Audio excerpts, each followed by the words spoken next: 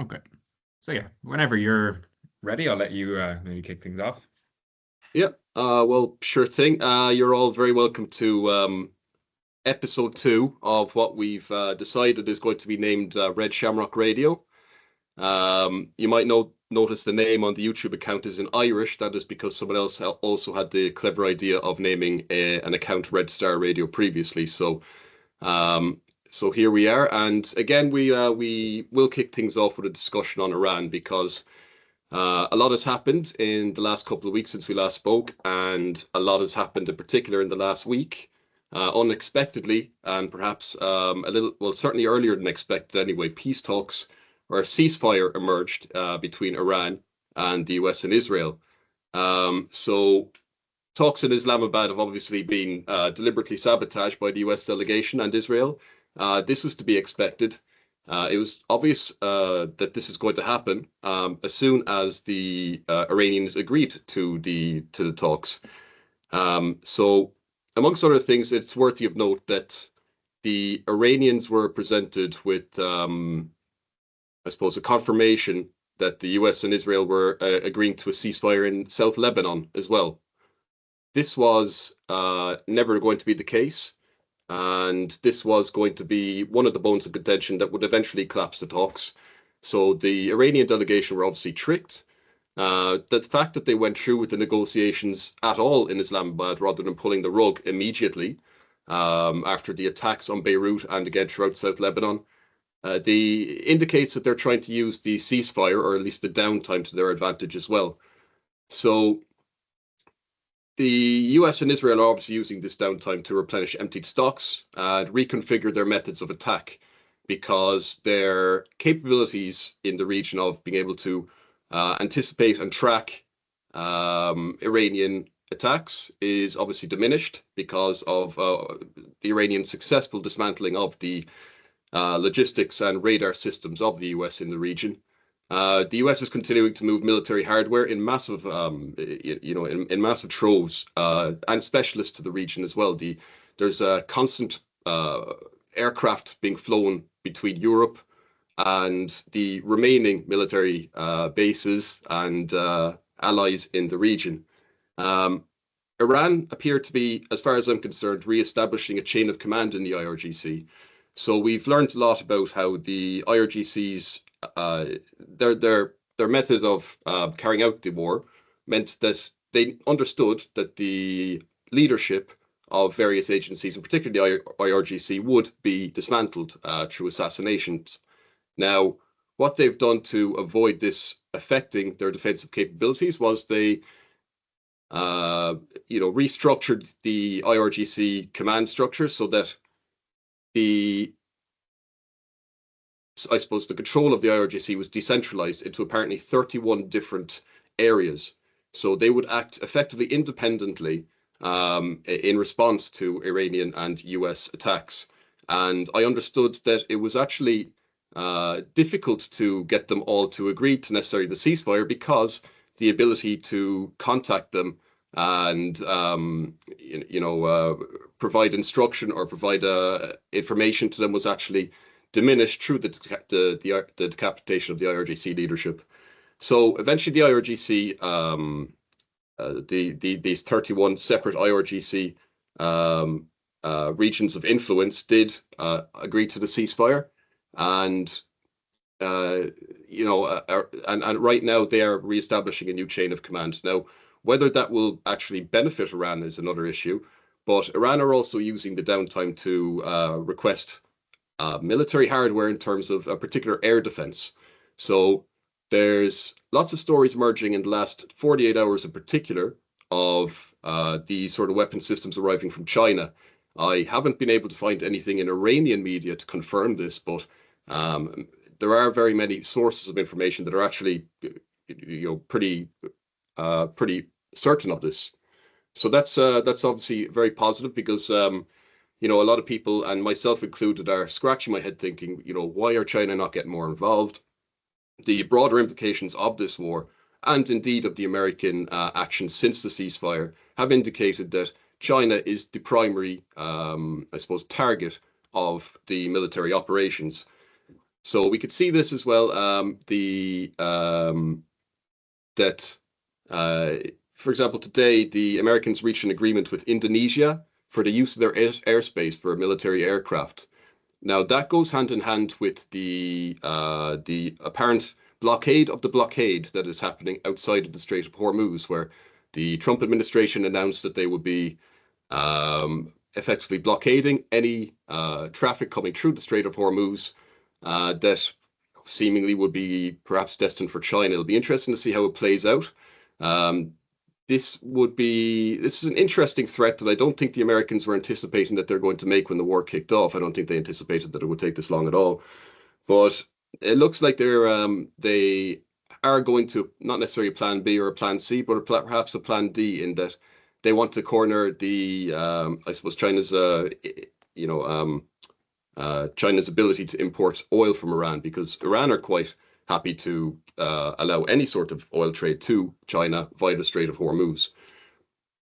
Now, whether this will be successful or not, yeah, I don't believe so, because it's long been understood that the Chinese have oil reserves that would be perhaps between 200 days and a year worth of oil reserves, which is far in excess of anything that the West has, in particular Europe, which is a little bit more at risk of the current state of affairs.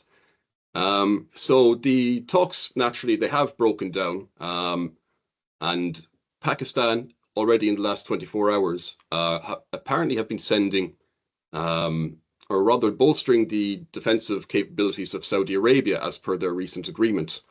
So if anyone has any idea that the talks are ultimately leading to, a reinvocation of the war, it would be Pakistan, given that they were hosting the talks themselves. So this indicates that, yes, the war will happen again as anticipated. Nobody believes that it will lead to peace, but that it could happen. It could happen potentially by the time this recording is put on YouTube. It could happen next week. It could happen in a month's time. But I would expect that we're probably going to see more attacks on Iran, perhaps this week. So, there was never going to be a possibility that they would lead to a positive outcome in terms of peace as soon as Lebanon was left out of the agreement for the ceasefire. There's massive rallies in Tehran, not even organized by the state or any state actors, but by the people in support of Hezbollah. So right now, in particular, more than ever before, Iran and Hezbollah are inseparable in terms of their, I suppose, their support, um, their their stated goals, and I believe that they're closer allies now than they have ever been. Even when they had the ability to send weapons directly to Hezbollah through Syria, which they are no longer able to do. The US and Europe as well, there's this idea that there is a schism insofar as that the Europeans are not assisting the Americans directly in their actions in West Asia. So in a variety of different ways, they're not allowing, the US Air Force use their airspace in some countries. They're not assisting with the offensive attacks on Iran, and in many countries are not offering their assistance with the defending of the Western Gulf allies in the region as well. So this schism is no more than theater. There has been agreement on absolutely everything that the Trump administration has done internationally until it has become an effective disaster. So, the US ultimately and Europe's relationship is a master-client relationship, and no matter what is, no matter what is presented to us in the media at the moment, in terms of even Spain taking a brave stand. I don't. Spain might be a little bit of an exception, because I know their military spending is far less than most of the NATO Western allies in Europe. So that is an interesting one. But as far as the rest of the countries are concerned, there's absolutely absolute support for the United States and Israel amongst the governments, and anything that is presented to us to suggest otherwise is just utter propaganda. Um, you know, so as I say, so the reports this morning as well as that it would be worthy of note that an American military ship was approaching Bandar Abbas, and it was fired on by the Iranians. Now, that hasn't been reported in the news yet in Europe. Whether it's an indication that perhaps the war will kick off again over the next couple of days remains to be seen. But I'm interested to know how it'll be presented once it does reach Europe. Um, in terms of oil and gas, the strategic reserves are being used across the West. Up to one third of it is expected to be used by early May. Ireland is a party to this, having agreed with the International Energy Agency to release 1.6 million barrels in early March.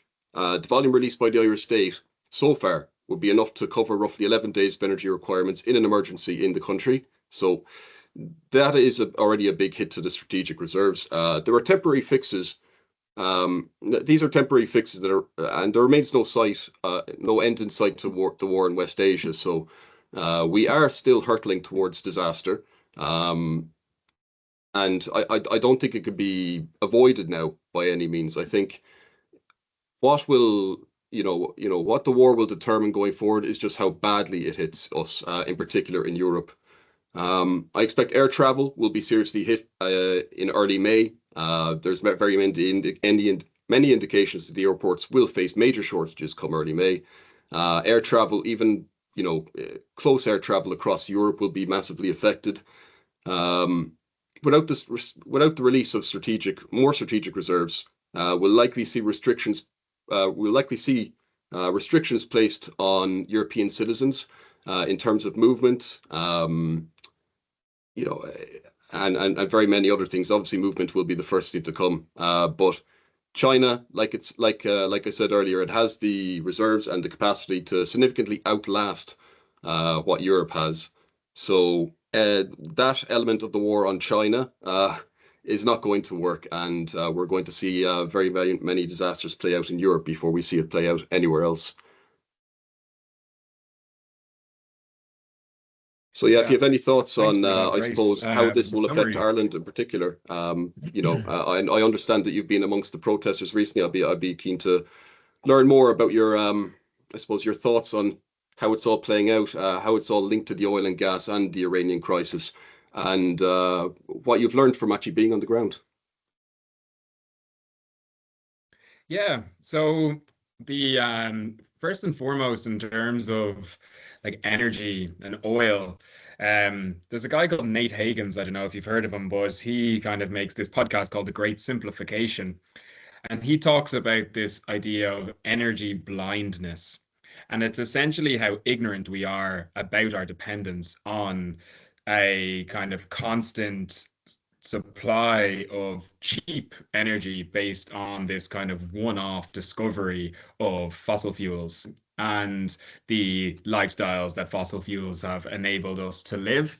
So he calls it basically this carbon pulse, like the pulse of like a heartbeat that we're sort of at the top of today. And the simplification that we'll at some stage need to go through, maybe we're kind of at this bifurcation point now of kind of being over the hill of this carbon pulse already.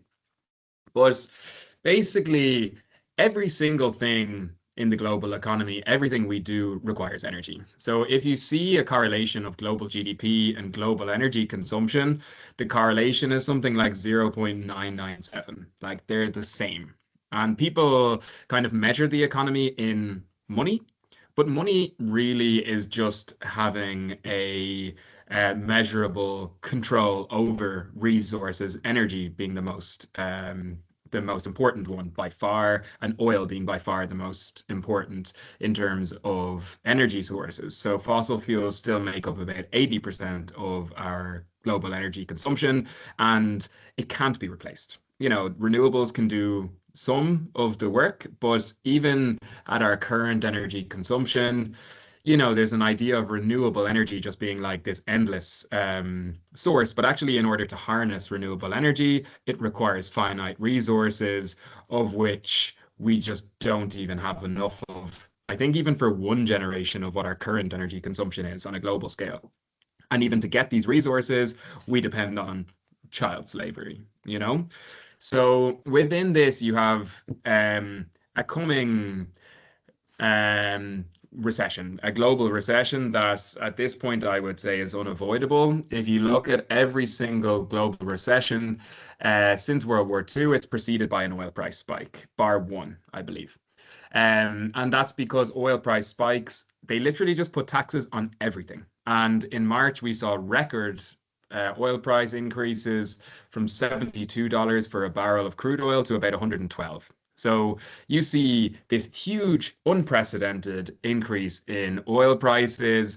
And just listening to your analysis, it doesn't sound like things are going to get any better on that front.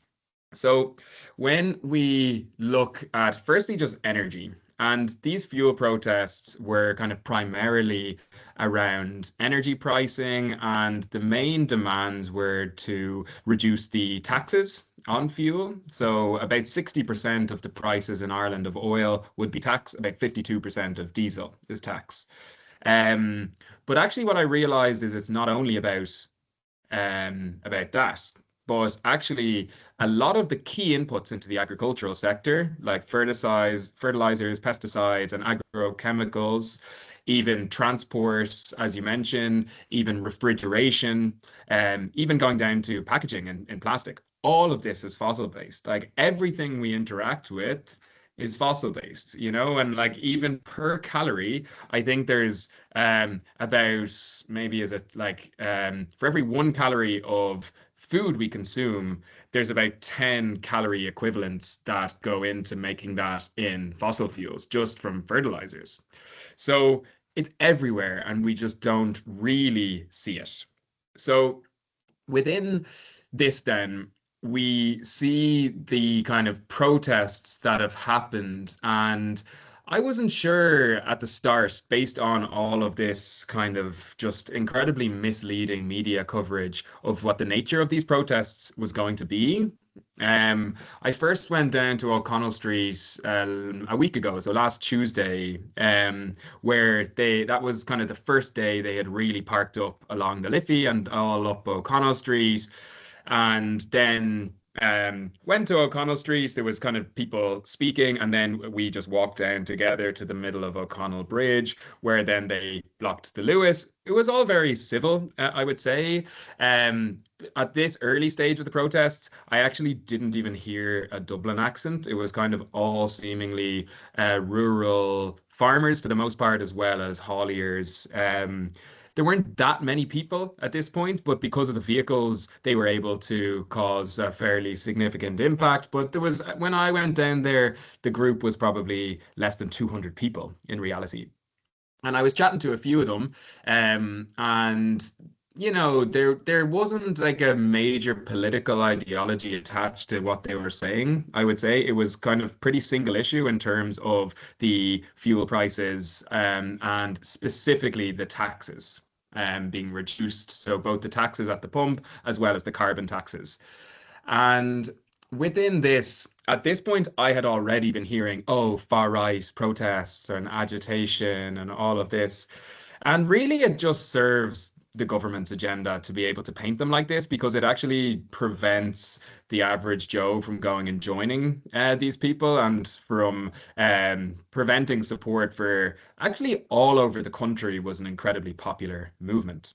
So within this, I went down another 2 times after this, and we went down kind of with a broad coalition of anti-imperialists, Republicans, socialists, and we're just leafleting, handing out information that just helps people to make the links between the US-Israeli invasion of Iran and the fuel prices. That helps to link the Irish tax regime in terms of the nature of how the Irish economy is structured, where corporations don't pay tax, therefore everyone else has to essentially foot the bill. And also just to connect this issue to the broader crisis that we're facing on a global scale. And the conversations we had were very productive. There was no, I would say, indication of any far right ideology, whatever that means. And really, like some of the stories we heard too were actually just like very sad. It's really people who are living, hand to mouth, who are really at risk of closing down and are just increasingly being forced to even rely on even like off farm work. Like they were saying, like we have our farm, but like now all of us have to work jobs at the same time. And I looked this up, and it's something, depending on the statistic you look at, between 42 and 60% of farms, they have to be supplemented by labor in the villages and in other jobs at the same time. Um, and they're really just being completely crippled by a mixture of things, but the taxes are just an easy demand that they felt that they could make to be able to just help them get through this period at the very least. Now, the challenge is what happens next? But the nature of them, I would say, was just regular people protesting against what's increasingly obviously corrupt and comprador government. I'm not sure if you had a similar read kind of on what was happening down in Cork or elsewhere in the country. Well, yeah. So I suppose my own understanding is that a lot of the farmers and the hauliers they would have themselves a variety of different political positions, or in some cases, very little politics at Mm, all. They're simply workers and businessmen. But I expect historically they would have supported the Irish government parties in elections. So the extent to which the government can paint them as far right is very limited.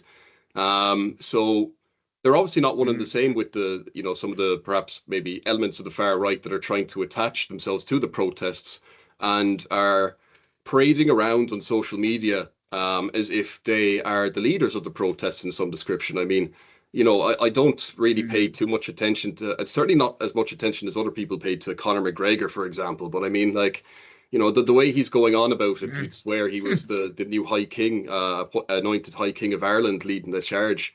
Um, so look, and these limited far right groups that are trying to attach themselves to the protests as well. Like that kind of suits the government, that kind of suits the state, it suits the media to be able to portray everyone as being attached to the far right. I've seen the memes shared several times mm, online saying, if 12 of you are sitting down to dinner and one of you's a Nazi and nobody kicks him out, then everyone's a Nazi. It's um, like that can't be applied to this. This is a workers' protest and it's entirely justifiable.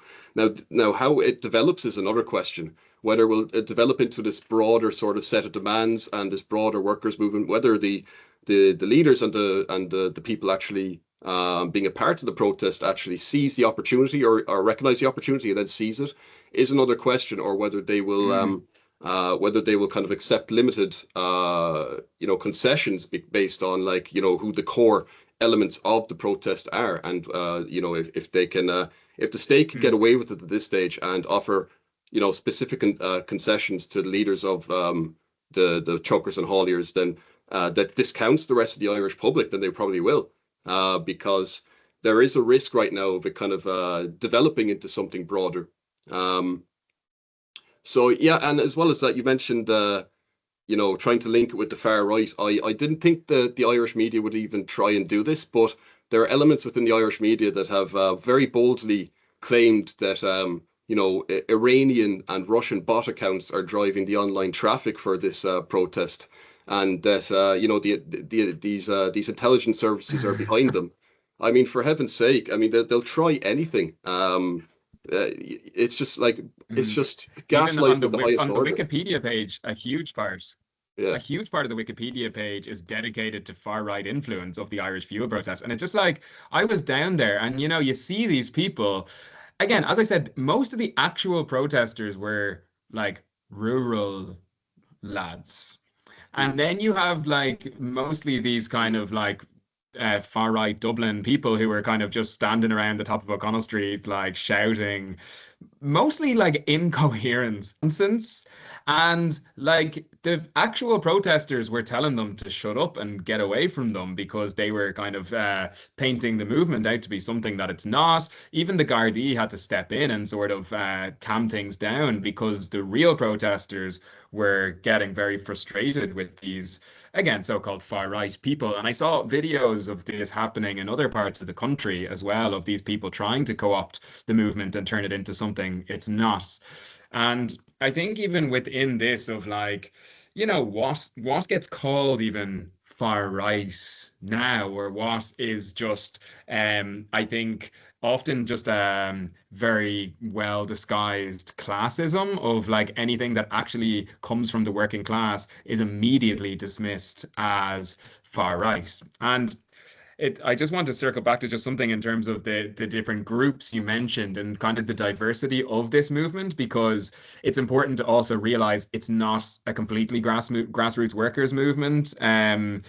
It does also involve a lot of the big agricultural interests, and this was something I was looking into a lot as well, is actually the vast majority of farmers in Ireland are small holders. I think about 85% of farmers are owner occupiers. The average farm size is only about 33 hectares or so. And even the average beef or sheep farmer only makes about 12,000 a year from those activities.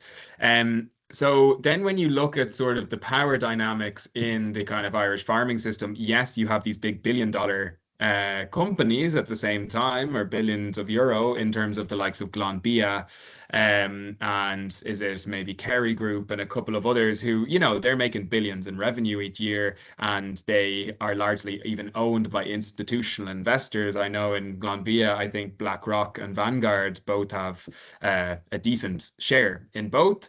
And then, you have the other kind of big agricultural players who are part of like the Irish farming cooperatives, who, they act not too dissimilarly to each other in many ways. They act in very like in a capitalist system with capitalist business models, but I think it is an important distinction to make.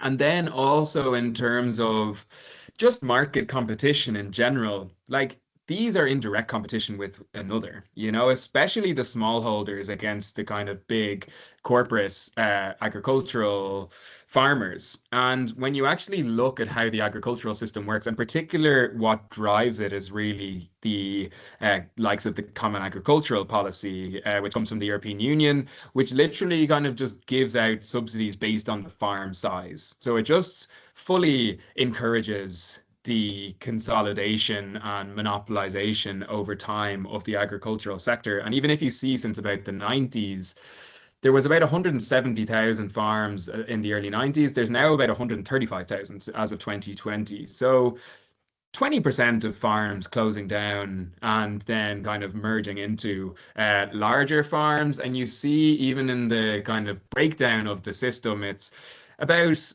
maybe 55% beef, maybe 17% dairy. The 17% of dairy make up 50% of the profits, and really then only about 7% tillage. So, in terms of our own food sovereignty and our own food security, actually, the whole agricultural system in Ireland, still we have not seemed to have learned anything from the famine, is for export. It's for profit, and our ability to actually feed ourselves is really low. And again, when you face crises, especially in the most important aspects of the economy, energy and food, like if you don't have energy sovereignty, which we don't, we import 100% of our fossil fuels essentially, and when we don't actually produce most of the food we consume, it's normal actually that Ireland is one of the first countries seeing protests like this. It's kind of a bit of a canary in a coal mine in terms of not having food or energy sovereignty, and of course feeling the impacts of that very severely, very early into this war and early into this sort of wider crisis. And I think it's an interesting moment in the country because there was a broad coalition of support across the spectrum, I would say. I think there was a bit of a reluctance for a lot of the maybe left-wing groups to get involved because of the media representation of the protests as far right and a few of these characters. But also, what I also discovered when I was kind of chatting to people, and then I went and did some research after, the average age of a farmer in Ireland is close to 60. And I saw a stat on Teagasc, 86% of them, they don't have a succession plan. And to me, that's an incredible opportunity for redistribution and an overhaul of the agricultural system when you don't even need any sort of like revolution, or you don't really need any like sort of coercion in terms of this. Is like you can actually do this in a peaceful way and in a way that we can actually reclaim food sovereignty to be able to actually design a food system that takes care of the population, that's less dependent on fossil fuels, and that's maybe more similar to the agroecological food system that maybe the likes of Cuba have developed very successfully there. So I think if the movement can push some more transformative change that actually kind of built around what the Irish struggle has always been around in terms of shared access to land, in terms of taking care of our own food security before we start exporting everything, and just sort of insulate ourselves against all of the shocks we know are coming. Now feels like a good moment to kind of keep pushing that agenda. And to me, that's sort of what like left-wing politics should be about. And like in terms of what the so-called far right or whatever, I mean, they were trying to talk about immigrants. And it's just like, what, like, of all the crises, like, what could this have to do with immigrants? And like, it's whatever the excuse is, just like what should be called far right is scapegoating. What should be called maybe like left wing or progressive is actually transformative politics that organizes the economy around human needs, as like an important just distinction between those two. But if you talk to the vast majority of people, other than these few kind of head the balls, none of it could be considered far right. None of it could really, apart from a few smaller groups, could be considered either kind of left wing either. For the most part, this was kind of a reformist movement that took a radical approach, I would say, on the streets without having like radical politics to back it up, is kind of my general feeling I got from the protest as a whole. Yeah, it's I suppose it's been interesting to see how it develops as well. But like you say, like you're discussing really what is far right, and in some cases it's just whatever the political class and their client media just don't like. If you repeat anything said in Russian media about Ukraine, it's far right propaganda. Opposing UK Labour in 2024 makes you support the far right. Calling out the masses of issues with immigration in Ireland, these are far right talking points. Opposing COVID restrictions and being so bold as to study statistics around COVID, you're far right. And eventually, if you keep on labeling ordinary people as far right, eventually some of them will gravitate toward far right politics. There is a concerted effort as well amongst, the Western intelligence agencies in coordination with tech companies to radicalize citizens to the right, particularly in Europe. Even in Ireland, it benefits the state to have these far right groups operating against opposition parties, for example, like, eating into the protest vote that almost entirely went to Sinn Féin in 2020, for example. So Yeah. they kind of help to bolster the government, and that's something that they're being used for.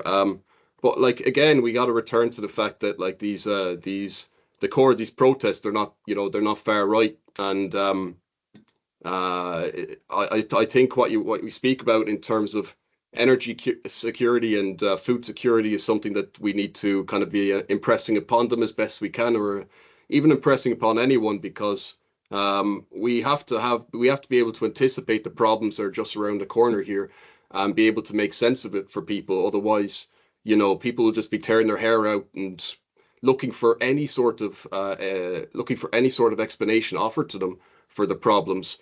And that's where, reactionary groups can come in and seize advantage.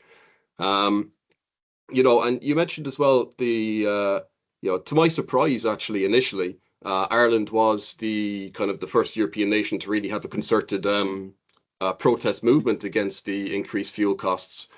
And just with a bit of hindsight, I don't think I really should have been too surprised because Ireland is one of the few countries in Europe that, a major food producer. We saw, for example, in Holland a few years ago, the issue of the Dutch farmers. So what that stemmed from was these kind of blanket, one size fits all carbon tax agreements that the EU kind of set down, for Mm, which Ireland is going to be a major, is going to be majorly hit over the next few years. And so because Holland is a huge, farming country, it produces a massive amount of farm produce. The Dutch farmers were they organized around the issue of carbon taxes, amongst other issues as well. But they gained so much traction that they actually ended mm, up forming their own political movement that got involved in electoral politics that effectively won the local elections in Holland in 2023. I think it was in March 2023. Like I don't know if Ireland has the ability to organize around farmers quite like the Dutch did. But I know that depend a lot of it will depend on how the state responds to this issue, whether they can be able to convince the farmers to take limited concessions, or whether they will, as they're doing so far, radicalize more people towards the protests by their own actions, and with that, provide the farmers and the hauliers and everyone involved in the central planning of the protests the ability to broaden their demands and I suppose get broader support. So that's God, there's just so much to talk about in the last couple of weeks. It's kind of difficult to even to pinpoint the specific points of this, even in I'm getting Ireland. used to it. Yeah, I Yeah. feel like it's just the nature of the world today. Like I remember even when I was lecturing over in Barcelona, and we do this exercise before every class, and I looked back at my lectures from year to year, and like it started with just going through the news of what's happened since our last class, and you just see the text getting smaller and smaller, more and more lines going in, and like. God forbid now, I don't think I could even fit it all on even two slides, let alone one. But like it's kind of just part of this process, where we have like on one hand, like a collapse of the order that's really held largely since World War II, that's been again largely dependent on uh cheap and consistent access to oil, and that's been also largely been built upon and through US hegemony and ability to kind of dominate the globe. And both of these things are coming to an end, which is linked, And through that, it creates these crises and these ruptures. And it's, really up to us in terms of what direction that rupture takes. I would say at the minute, it seems like it's more pushing in a rightward direction rather than a left one, even if we can use these labels anymore. Probably not, but I mean, I guess in terms of further maybe towards the more reactionary elements rather than the progressive ones, at least. And again, kind of in Ireland now, what I'm interested in also seeing, so like I got added to just a group of people who were protesting in Dublin, and it's interesting just seeing the discourse in the chat of like what's kind of happening and even the differences where they're like there's significant diversity in terms of what people are looking for. Because, like, on some, you have kind of, in general, the kind of corporatist demands who are kind of looking for specific concessions for their own industry, and that kind of skew towards more regressive forms of taxation that benefit the bigger firms more. There's people who want just more broad sweeping reductions that would primarily benefit households. Then there's people who kind of are building towards just trying to put as much pressure as possible on elected officials as part of this no confidence vote that Sinn Féin are going to be tabling. And within that, you kind of see the internal contradictions within this because, again, as I said, the smallholders are in direct competition with the kind of big agri businesses, this kind of grazier class, the big dairy farms who are receiving the bulk of the cap payments and government support. So it's going to be an interesting process to see how this energy kind of moves because I think people are also going to kind of become increasingly conscious of those dynamics of the kind of systemic crisis that we're facing rather than it being anything close to single issue or something that can be solved through little tax reductions here and there. And within that, even like from the kind of perspective of like the system itself, is like, as I mentioned with the energy prices, if you look at the share prices of energy companies since the start of the year, but in particular since the invasion of Iran, it would honestly make you sick, or even just reading how much money now with Chevron, for example, being able to export the oil from Venezuela, or if you just look at the sector, it's like it skyrockets, and it's like the same thing about energy crisis. People don't really want to acknowledge that actually the energy companies have never been better off. And you look at the cost of living crisis, well, the supermarkets have never been better off. You have a housing crisis, well, the landlords have never been better off, And like that's something I think people haven't quite pieced together yet is like within a two-tier system, you have like antagonistic contradictions where like one group becoming better off means that the other group, those being the renters and the wage laborers and the landless, are always becoming worse off, And I think also trying to develop that consciousness is another kind of just important step in sort of realizing it is a zero-sum game when it comes to finite resources, especially like land, or especially like oil. And that's becoming increasingly obvious now, and I think will become increasingly obvious over time, especially with the sort of US-Israeli behavior. Seems like it's going to be impossible for this war to really end without a significant victory and defeat for one side. And we just have to hope that that side isn't the Epstein class, I guess. Yeah, that's true. And it is kind of when you say it's a zero-sum game, it's like it need not be. In this time of great innovation and supposed technological advancements, we still have this decayed, I suppose, political system holding us back to such an extent that the robber barons are effectively, extracting as much wealth as they possibly can in their own anticipation of I suppose, the whole global economic system, at least insofar as the West is concerned, collapsing. So what we will see as well in their desperation as their grips on power across Western nations loosens is probably a lot more actions in terms of securing mineral wealth in Africa and indeed in South America, as we're already seeing. So you look at probably a lot of targeting of the Sahel over the next few years. We all know it's coming anyway, but we're going to see quite a lot of media cycles about Ibrahim Traore being this despotic ruler. They'll do the same to him what they did to Gaddafi and Assad, for example. And it should be of no surprise as well because there's very many indications already that there's been several attempts on Ibrahim Traore's life, for example.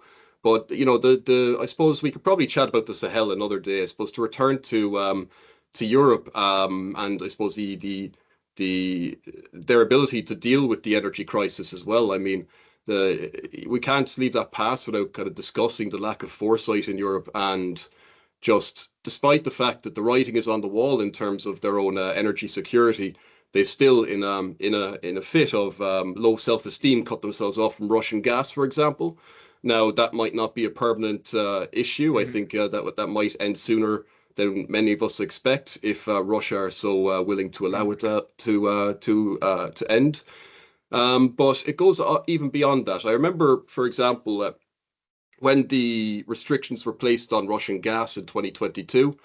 I was working from home at the time, so I had a little bit of more time on my hands, and I was looking at different oil and gas, companies in Europe that might be exploring new fields, or perhaps trying to extract more resources from, I suppose, offshore in particular, but around Europe.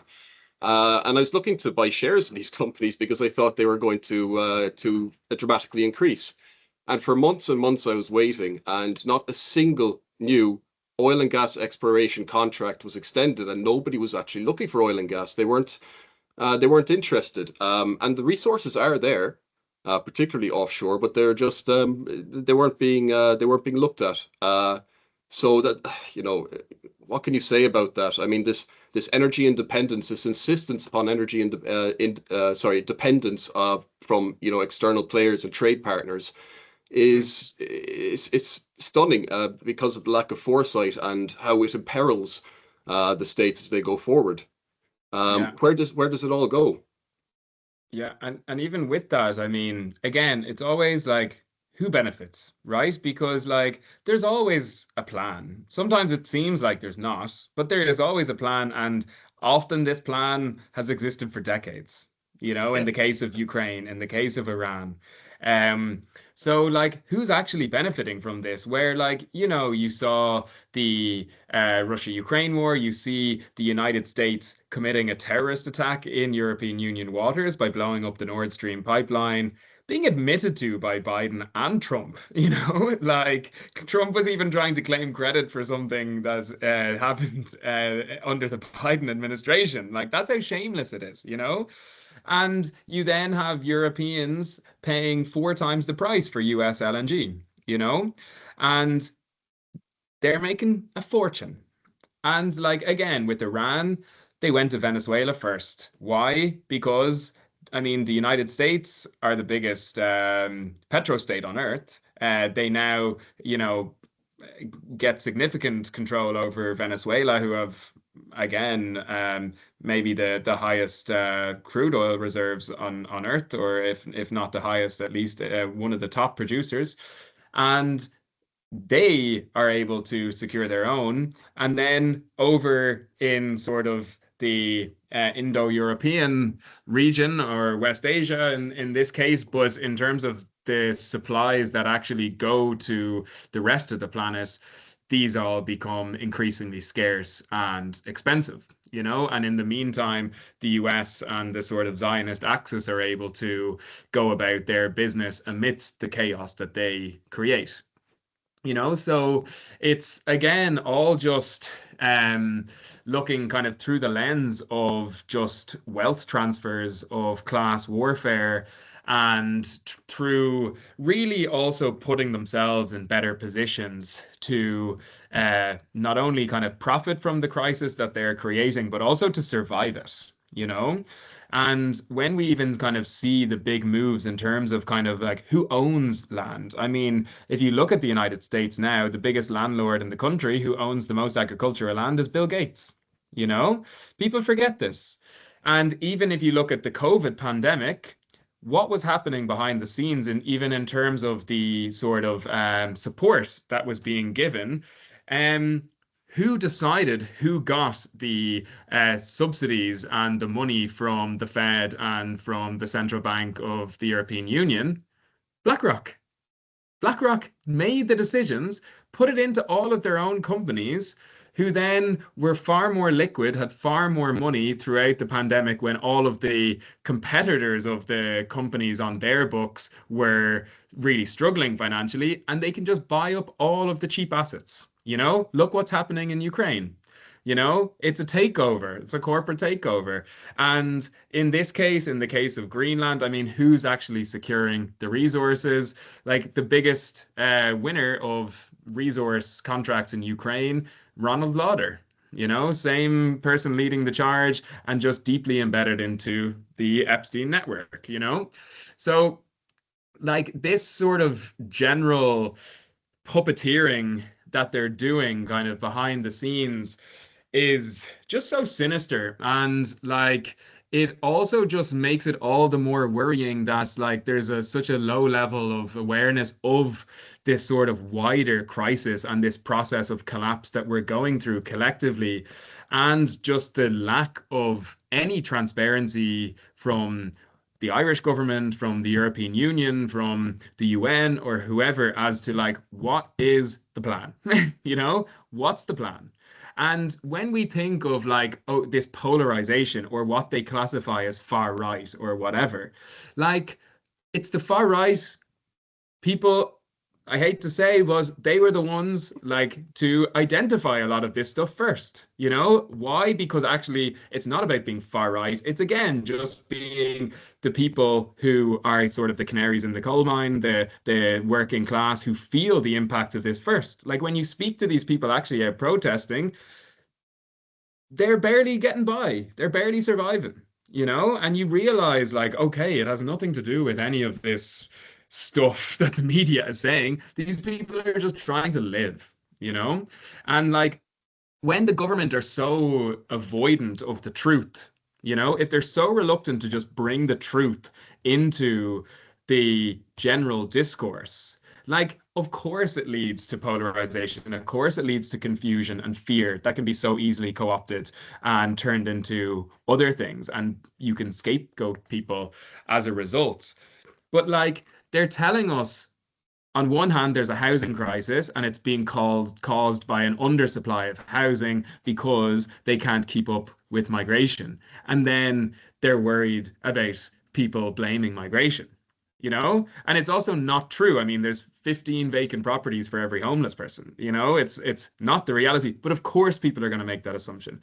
We're being told it's a climate crisis. Yes, by the end of the decade, data centers are going to take up a third of our grid, our energy, you know? And that's fine, but they're going to tax the people and put carbon taxes on things, even though there's no evidence of these carbon taxes doing anything really. But of course, people are going to protest them. Of course, people are going to get angry and confused about them, you know? And like all of these things, like once you look into them, just stop making sense. And of course, people get radicalized, people go in different directions. And like, if you want to avoid that happening, just tell the truth. Just tell us the plan. And like, if not, why should we trust you if you don't trust us with the plan or with the truth, you know? Well, it's certainly true that you know that you mentioned that the right wing groups kind of were the at least the first people to kind of or the first groups to really openly call bullshit on the various narratives around certain matters of geopolitical importance and you know social issues as well because uh, perhaps they'd have less of a filter. I think we discussed at the last time we spoke that you know a lot of people will gravitate towards these groups because at least they're providing some form of an answer, some form of you know speaking to their concerns a little bit more, and it speaks to not just the cowardice amongst broad sections of the left, but also a lack of understanding because they simply haven't been able to understand you know the issues as they emerge. It's not just because that they're unwilling to speak about them; they're unwilling to understand exactly what's at play. Like for example, what you discussed there a while ago about you know larger players kind of buying up smaller enterprises, and it's very true because people were saying, you know, how can it be that these large corporate entities, these financial institutions, are pursuing or you know in favor of these you know, in favor of the driving forces behind geopolitical issues that ultimately damage the economy and on the face of it might cost them money is because that these crises that that are being manufactured affect medium enterprises that little bit more, and then these big monopoly players can come in and buy these enterprises at, cents on the dollar if they kind of if they become too imperiled. So the I suppose the larger financial players do get stand the most to gain through these crises, and that's what that's obviously what we need to kind of tell people in as best as we can. I suppose just to kind of um, describe the difference between the Western planning and the wealth extraction that is happening here and the Chinese, because the ultimate geopolitical foe, or the economic foe of the West, how they're responding. And it is worthy of note, I think, that although they have large amounts of oil reserves, and they are still very heavily using fossil fuels, their reliance on oil is actually diminishing year upon year. Mm. So that is true expansion of particularly solar, nuclear, and other energy sources, because they anticipated these wild military operations that the US are engaged in, and how they might affect China, cutting them off from Venezuelan crude, cutting them off potentially from Iranian oil. I mean, these are kind of movements that the Chinese have anticipated, and because of that, I think that they will ride out the storm, whatever is coming their way. Certainly Mm. better than most of the Western power structures. So, I suppose I suppose we'll be right to talk briefly about the one other issue, a bit of a departure from the topic at hand, but the Hungarian election that happened yesterday. So Mm. obviously, as everyone who is listening to this is already aware, Viktor Orban lost the Hungarian elections. And this is significant and worthy of discussion because of how it affects the EU. So, particularly in the last couple of years, many people have anticipated the that the EU might be on the way out, that they might collapse or restructure in a very different way over the coming years. However, this election is significant insofar as that it has lowered the risk of that happening to the EU over the foreseeable future. What might collapse the EU potentially is not through schisms within the leaderships of the various states in the EU, but perhaps more economic or military issues that might be coming down the road. So, you know, it's an unfortunate result that will, is dashed any hope that the EU might collapse in some sense. The idea as well that the EU, sorry, that rather the US and Israel might be unhappy with the result is also a charade as far as I'm concerned. JD Vance's visit to Hungary to quite possibly was a deliberate attempt to undermine Orban's re-election. Obviously, the dip in Orban's polling immediately following the JD Vance's visit was very easy to anticipate, and I imagine the Americans probably were very well aware of it. So this is being portrayed as sort of a defeat for the US and Israel and a victory for the EU and Ukraine, where it is anything but. It certainly indicates that the ability to perhaps climb down from the position in Ukraine from both sides is limited now.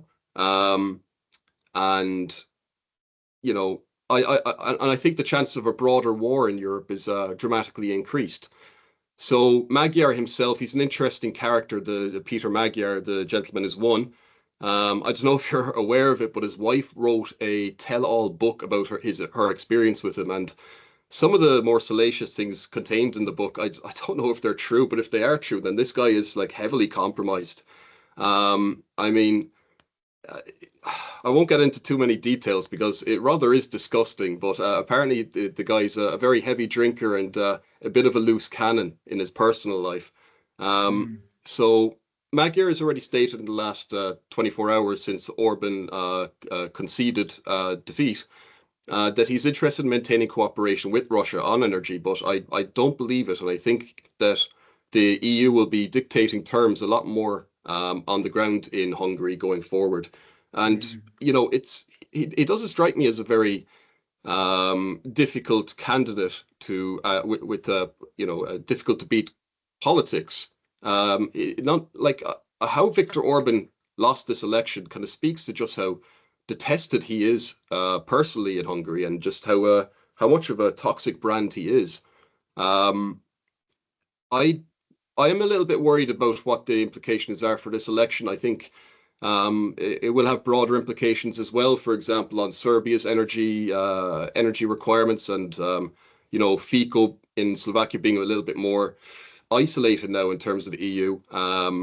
And of course, it's again worthy of reminding people that FICO was shot 6 times in an attempted assassination only 3 years ago for his position on the Ukraine war.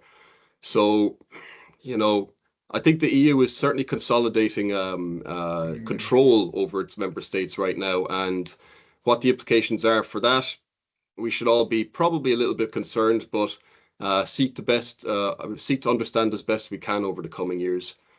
Yeah, Yeah, and just on the EU now, because actually something else that was kind of interesting on the streets at the protests was like a general just anti-EU sentiment, which in Ireland isn't common, I would say, or at least kind of in Dublin. It's like not obvious that the average person would be against the European Union. I think increasingly it's becoming more and more normal. I think the genocide revealed a lot about the true nature of the European Union and about Ursula von der Leyen and just the general German influence over the EU and just the increasing narrative coming from the European Union that you're going to go and fight for Ursula von der Leyen, I think is also pushing people further away from the European dream of peace that they try to claim.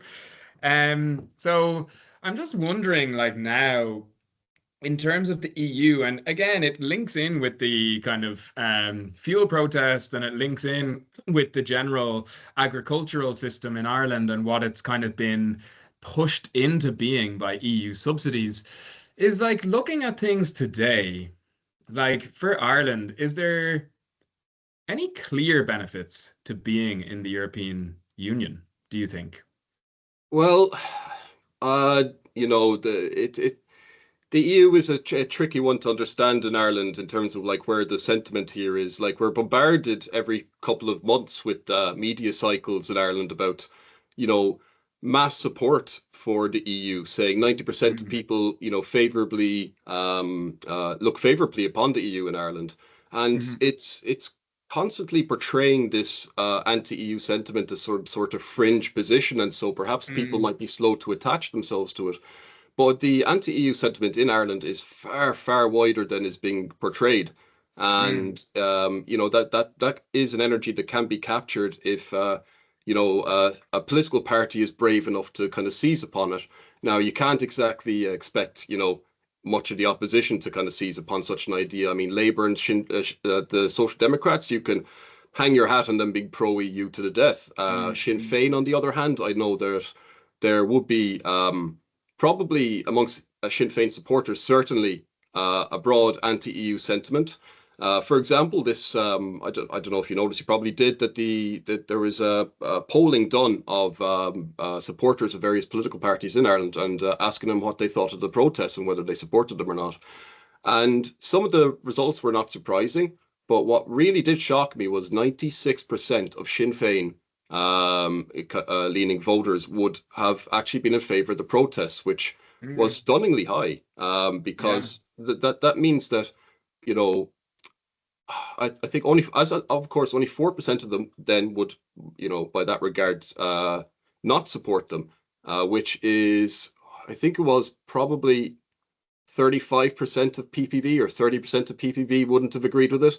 So who's the more Mm. radical between People Before Profit and Sinn Féin in that regard? Like Maybe it's they were just standing up for Paul Murphy, maybe yeah. after he got chased off O'Connell Street.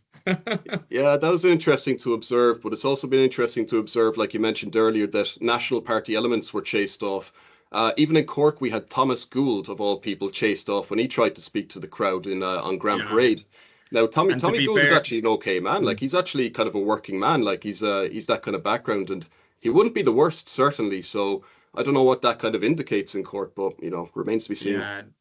And to be fair to Paul Murphy, I think, like as I mentioned, all of the seemingly authentic protesters who I saw weren't the people chasing him off O'Connell Street. It was kind of the people that were more so co-opting than kind of actively participating, I would say. But I think in general now, like in terms of kind of any elected official, there's just such a general distrust from the population as a whole in both the government and the opposition because like once you actually look into what the government is doing, the opposition are also just failing so badly to do their job and really hold them to account and really get the truth out there as well. You can understand it, but actually in the sort of discourse in the WhatsApp groups that I joined during the week, there was significant support for the Sinn Féin motion of against the government, and I get a large portion of the people were saying that like they were very grateful that Sinn Féin had tabled this motion and that it did kind of help them sort of at least to identify one party in the Dáil that they could maybe get behind, who knows? I think Sinn Féin are probably as full of contradictions as the movement itself, if not more so. But I mean, in terms of the support of this, I think they did get it right this time. And when I did first go down, there was a bit of a Sinn Féin present even on the first day. So it'll be interesting, I think, to see what happens, especially with the vote of no confidence, what this group of independents are going to do, like the sort of Lowry lackeys that have propped up the government. And I think it's another good opportunity to expose these people as well as what they are and kind of further undermine the support that a lot of these independents had before the election, because it's becoming increasingly clear who they really serve too. Oh, certainly, yeah. So, a lot of focus is on independent Ireland, for example, and whether they can be, a suitable vehicle for which, to which to kind of to broaden the, I suppose, the strength of the any sort of protest movement that's emerging, and like ultimately, many of them are, Fianna Fáil light or Fine Gael light. I mean, they and their attachment to the political parties and how they worked with them immediately after the last general election is, it exposed them straight away, and like it is obviously important that they are kind of kept at arm's length when it comes to the um, looking for political allies going forward.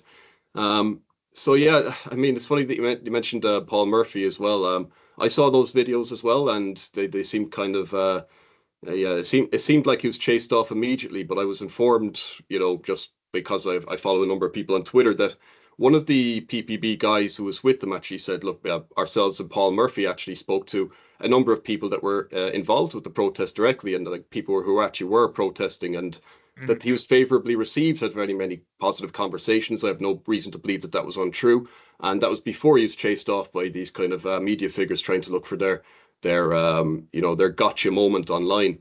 So Mhm. that's another kind of dart against the board when it comes to like trying to portray these protests as far right. Like Paul Murphy, when he was chased off, he didn't stop support for them because he recognized that these are, there's the protesters and there's these other groups that are trying to seize upon the protests and chase the likes of him off, or root out Mhm. communists who are kind of supporting on the ground. Mhm. And to his credit, and I will very rarely credit the man, he is still advocating for them loudly. So, that's obviously positive that at least Paul Murphy and the likes of him recognize the validity of these protests and I suppose the potential power that they might represent. I Mhm. suppose, Dara, I noticed that you mentioned that you've got a prior engagement coming up as well. So I Uh, don't know if you want to end the conversation, but it's certainly been interesting again. And again, I've learned something just from listening to you today. yeah, likewise. Likewise. It was great to do it again, and I'm sure we'll have another one soon with a full new content list of insanity from around the world to fill people in on. Yeah, trying to condense a week or two into an hour segment is very difficult, but I know it has to be done. Yeah. All right, Yeah. Darren, So it's anyway, been a pleasure. If you want to end the recording, we'll take it up another day, and sure, I'll be chatting to you soon. perfect. Cheers, Morgan. All the best. Okay.